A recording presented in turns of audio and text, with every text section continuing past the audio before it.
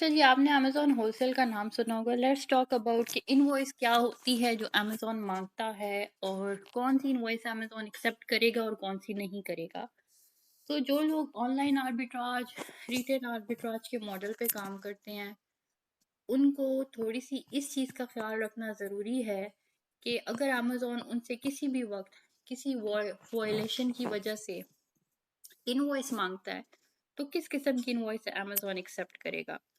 अच्छा जी, अमेज़न के अपने अल्फाज में इनवॉइस उसको कहते हैं जो कि रिकॉर्ड होता है final transaction of goods between buyer and seller supplier, यानी कि आपने पेमेंट की हो जिसके पे परफॉर्मा इनवॉइस ना हो।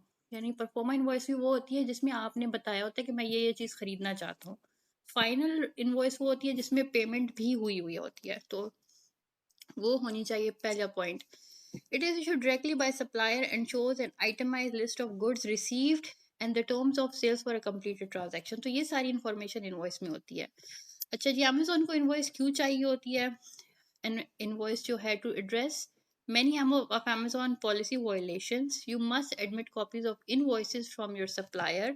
Amazon requires invoices to verify that sellers are sourcing their products from legitimate suppliers, which help maintain trust in the marketplace.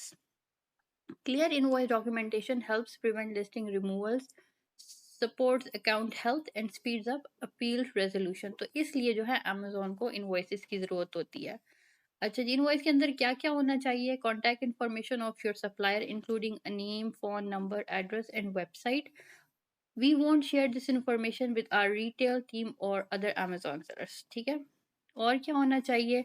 Transaction details के a clear display issue date within the past 365 days before the receipt of the recipient of the performance notification. Quantity sufficient to cover your sales volumes and in stock inventory of each ASIN cited in the performance notification over the past 365 days.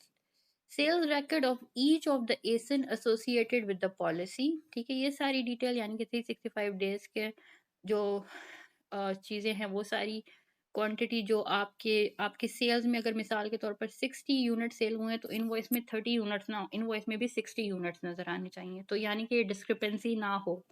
इसके अलावा अ, उस एसिन का cell record हो जिसके लिए आपको Amazon ने violation send किया, किसी और एसिन का आपने इनवॉइस सबमिट नहीं कर देना। प्रोडक्ट इन्फॉर्मेशन होनी चाहिए क्लियर प्रोडक्ट आइडेंटिफायर के साथ। This includes product names, model numbers and universal product identifiers. ठीक है, for product variation include specific details, अगर वेरिएशन है तो उसमें डिटेल भी डालें। बंडल्स के लिए list all individual components included in your listing. Document standards जो है पीडीएफ में हो, जेपीजी में हो, पीएनजी में हो, गिफ में हो फॉर्मेट में, और 10 एमबी से ज़्यादा बड़ा लार्जर ना हो। और इम्पॉर्टेंट कंसिडरेशन इनवॉइस में क्या होनी चाहिए? The invoice must document a complete and fulfil transaction, यानी कि जैसे मैं स्टार्ट में बोला कि परफॉर्मा ना हो, पूरे ट्रांजैक्शन हो। There may be additional regional requirements, कुछ रीजन्स के लिए एडिशनल रिक्वायरमेंट्स भी हो सकती हैं, which will be provided to seller on our email, जो कि अमेजोन आपको ईमेल में सेंड कर देगा जब आपको वायलेशन के बारे में ईमेल आएगी। Any document you provide must be authentic and unaltered. ठीक है, you can remove pricing information from the invoice, but make sure that all other information is visible and clear। We might reach out to the supplier to verify your documents information and will always keep your supplier's information confidential। Amazon क्या accept नहीं करेगा? Supplier invoices sent by email or third party sharing, they must be submitted directly through Amazon Seller Central। Sales quota, performa invoices, or any document that is sent in advance of a finalized invoice or completed transaction। Self-issued invoices खुद को दिए हुए हैं where the suppliers appear to be the same business entity as the buyer, वो भी accept नहीं होगा।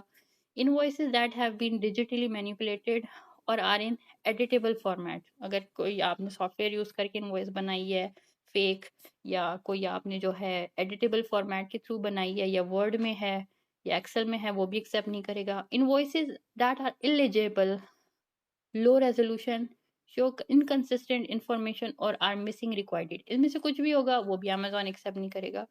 Amazon आगे कहता है we may reject or in your invoices if they do not meet our requirements और if other wise evaluated that your invoices are inauthentic or inaccurate. If we reject an appeal that included invoices, refer to your performance notification. अगर आपकी invoice reject होती है तो आपने performance notification में जाके reason को find करना है कि आपकी invoice क्यों accept नहीं हुई.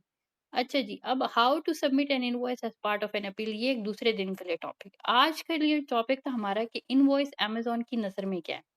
तो जो लोग होलसेल मॉडल पे काम करते हैं, यानी कि डिस्ट्रीब्यूटर से प्रोडक्ट खरीदते हैं, तो उनको जो है अपनी इनवॉइस के अंदर ये सारी चीज़ें होनी ज़रूरी हैं. और बहुत सारे डिस्ट्रीब्यूटर्स ऐसे हैं जिनकी इनवॉइस अमेजोन एक्सेप्ट नहीं करता. तो ये आपकी रिस्पॉन्सिबिलिटी है कि आप मेक श्योर करें कि जिस डिस्ट्रीब्यूटर से आप प्रोडक्ट खरीद रहे हैं, क्या उसके पास ब्रांड का लेटर ऑफ ऑथराइजेशन मौजूद है या नहीं. क्योंकि अगर अमेज़न आपको कहेगा कि हम तुम्हारी इनवॉइस एक्सेप्ट नहीं कर रहे, हमें जो है इस डिस्ट्रीब्यूटर का नहीं पता, या हम इसे ट्रस्ट नहीं करते, या हमें ट्रेल दो, तो then your account will be in big trouble. So आपने किसी भी डिस्ट्रीब्यूटर के काम करने से पहले रिस्पॉन्सिबिलिटी लेनी है, and you have to ask the distributor कि क्या अमेज़न तुम्हारी इनवॉइस एक्सेप्ट करता है या नहीं, और ये आपने उससे रिटर्न में लेना है. सही है? ताकि अगर आपके अकाउंट में प्रॉब्लम होती है तो आप उसे जो है उससे सवाल कर सकें कि भाई तुमने मुझे रिटर्न में दिया था, तुमने झूठ बोला था, एंड ही बिकम्स आंसरेबल.